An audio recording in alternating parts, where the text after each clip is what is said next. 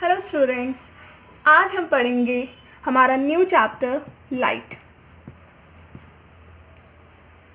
Light class 10th का chapter number 4 है। इसमें हमें पढ़ना है reflection and refraction. Reflection and refraction. तो इसमें सबसे पहले हम बात करते हैं लाइट कि लाइट होती क्या है। लाइट एक ईएम वेव होती है। लाइट क्या होती है?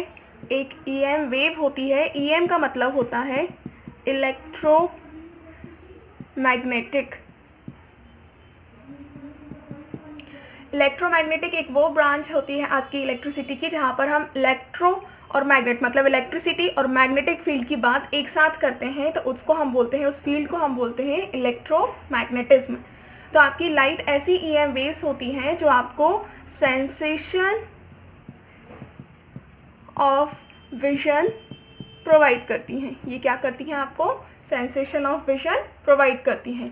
तो लाइट हमारे लिए बहुत ही ज़्यादा ज़रूरी होता है किसी भी ऑब्जेक्ट को देखने के लिए, क्योंकि अगर आप किसी डार्क रूम में जाते हो तो आपको कुछ भी नज़र नहीं आता है। अगर वहाँ पर एक छोटी मतलब बहुत ही कम लाइट भी अगर अवेलेबल होती है तो भी आपको कोई ना कोई ऑब्जेक्ट वहाँ पर नज़र आ जाता है।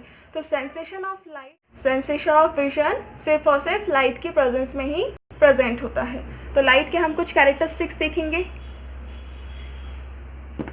लाइट का सबसे पहला कैरेक्टरिस्टिक होता है they are transverse wave.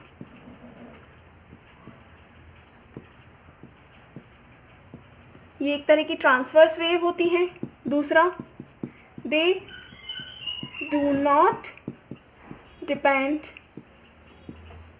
On medium. दूसरा ये है कि वो किसी भी तरह के मीडियम पे डिपेंड नहीं करती हैं।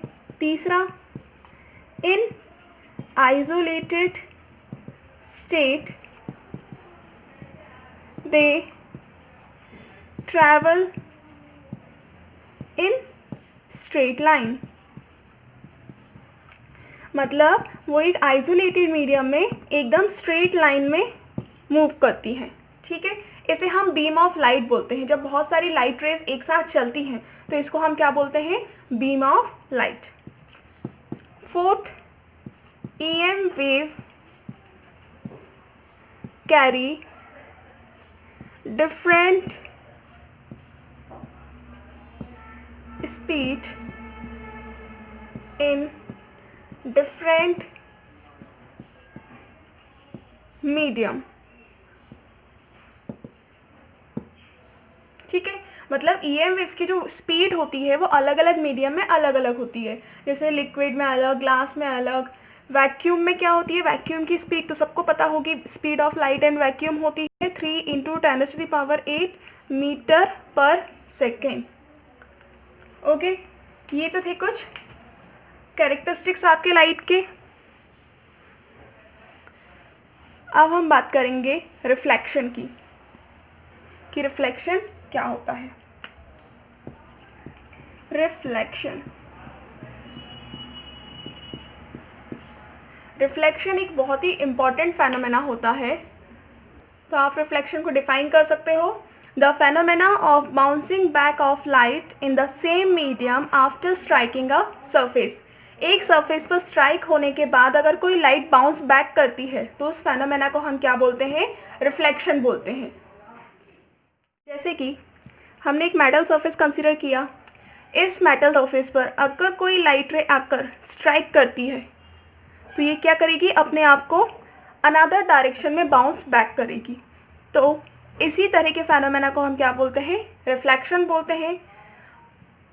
और अगर हम इसका एक परपेंडिकुलर बनाते हैं तो ये आपके जो लाइट रेज हैं ये 2 पार्ट्स में डिवाइड हो जाएंगी। जो आने वाली मतलब जो लाइट रे आकर स्ट्राइक हुई है इसे हम बोलते हैं इंसिडेंट रे।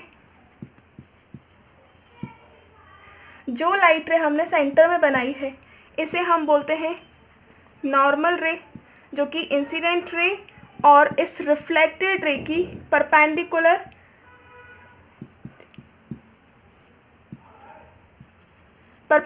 रे होती है।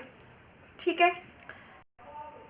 अगर नॉर्मल रे इंसिडेंट रे के साथ कोई एंगल बनाती है तो उसे हम नाम देते हैं स्मॉल आई, मतलब एंगल ऑफ इंसिडेंस, और रिफ्लेक्टेड रे जो इंसिडेंट रे के साथ एंगल बनाती है उसे हम बोलते हैं आर, मतलब angle of reflection.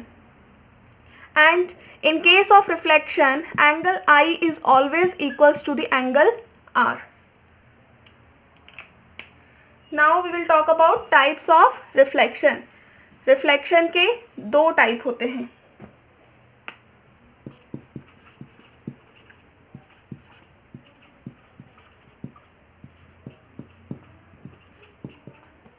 First is regular, second is irregular और diffused reflection। irregular और diffused reflection।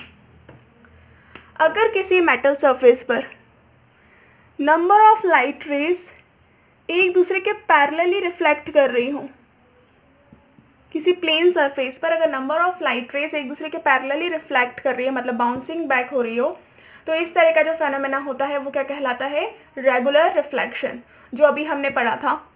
सिमिलरली अगर हम किसी इरेगुलर सरफेस की बात करें, रफ सरफेस की बात करें, और उस पर अगर किसी तरह की लाइट रे अगर बाउंस बैक हो रही है, तो इसमें हम कह नहीं सकते कि वो पैरेलली पास होंगी, वो क्योंकि किसी भी डायरेक्शन में मूव कर सकती हैं। और इसमें आपका ज़रूरी नहीं कि angle of incidence angle of reflection के इक्वल हो, इसीलिए हम इस चैप्टर में इरेगुलर रिफ्लेक्शन की बात नहीं करेंगे।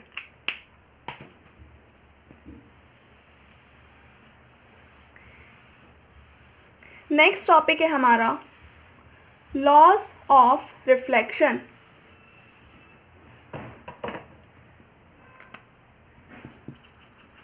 Laws of reflection.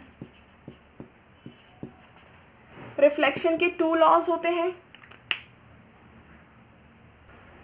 हमारा फर्स्ट लॉ ऑफ रिफ्लेक्शन है the ray of incidence, the ray of reflection and normal all lies on the same plane. अभी हमने जो डायग्राम बनाया था उसमें ये आपकी इंसिडेंट रे थी, ये रिफ्लेक्टेड रे थी। इसकी एक परपेंडिकुलर रे बनाई थी, तो आपकी रिफ्लेक्टेड रे, नॉर्मल रे और इंसिडेंट रे तीनों ही आपके एक ही सरफेस पर लाई कर रही हैं, तो इसीलिए ये आपका फर्स्ट लॉ प्रूफ होता है। सेकेंड लॉ कि angle of incidence is equals to the angle of reflection. मैंने अभी आपको बताया था कि angle i is always equals to the angle r, ये है आपका सेकेंड लॉ। ये लॉज ऑफ रिफ्लेक्शन थे। अब हम बात करते हैं टाइप ऑफ लाइट बीम की, कि आपकी लाइट के बीम जो होते हैं वो कितने टाइप के होते हैं। मेनली बीम ऑफ लाइट आपके टू टाइप्स के होते हैं। पहला होता है कन्वर्जिंग बीम ऑफ लाइट, दूसरा होता है आपका diverging beam of light. Converging beam of light में जब आपकी नंबर ऑफ लाइट रेज आकर एक ही पॉइंट पे कंसंट्रेट करें, तो इस तरह की जो बीम ऑफ लाइट होती है वो क्या कहलाती है? Converging beam of light. जब हमारी नंबर ऑफ लाइट आकर एक ही पॉइंट पे कंसंट्रेट हो तो वो क्या कहलाती है? Beam of converging beam of light. For example torch used by ENT doctors. Doctors जो टॉर्च यूज़ करते हैं उसमें लगने वाला जो मिरर होता है, वो मिरर क्या करता है? पूरी बीम ऑफ लाइट को कन्वर्ज करता है अपनी तरफ, मतलब पूरी बीम ऑफ लाइट को एक ही पॉइंट पर फोकस कराता है। सेकेंड होता है आपका diverging beam of light. Diverging beam of light में ये होता है कि आपकी एक ही पॉइंट से अगर लाइट रेज स्प्रेड हो रही हैं तो वो क्या कहलाता है? आपका डाइवर्जिंग बीम ऑफ लाइट। जैसे कि स्ट्रीट लाइट्स होती हैं, स्ट्रीट लाइट्स क्या करती हैं? एक जगह लगे होकर हर जगह उजाला देती हैं, तो इस तरह की लाइट क्या कहलाती है? आपकी diverging beam of light. I hope आज के सारे टॉपिक्स आपको समझ आ गए होंगे। अब नेक्स्ट वीडियो में हम पढ़ेंगे types of mirror. Okay, so thank you so much for watching my video. अगर इस वीडियो में आपको किसी भी तरह का डाउट हो तो आप मुझे कमेंट करके बता सकते हैं।